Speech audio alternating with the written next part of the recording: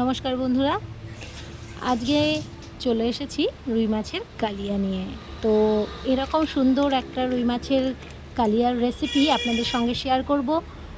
প্রথমে আমি মাছগুলোকে ধুয়ে হলুদ আর লবণ মাখিয়ে নিয়েছি। ভালো করে আমি মাখিয়ে নেওয়ার পরে কড়াইয়ে তেল গরম করতে দিয়ে আমি মাছগুলোকে এক এক করে ভেজে তুলে নিয়েছি।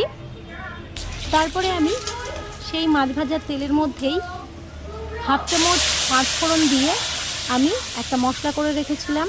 আদা, রসুন, পেঁয়াজ, টমেটো আর কাঁচা লঙ্কা, এগুলো দিয়ে আমি ভালো করে পেস্ট করে নিয়েছিলাম। পেস্টটাকে আমি কড়াইয়ে দিয়ে দিয়েছি। মশলাটাকে কষানোর সময় আমি দিয়ে দিয়েছি স্বাদ অনুযায়ী লবণ।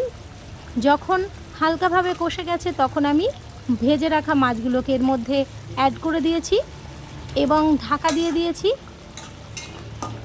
মশলাটা যখন শুকিয়ে এসছে তখন আমি দিয়ে দিয়েছি একটু গ্রেভি রাখার জন্য পরিমাণ মতো জল।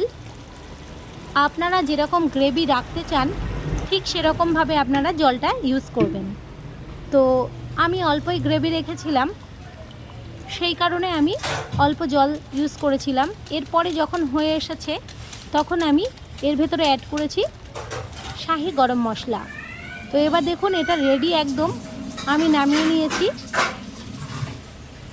সুন্দর রং এসছে এবং খেতেও দুর্দান্ত টেস্ট হয়েছিল।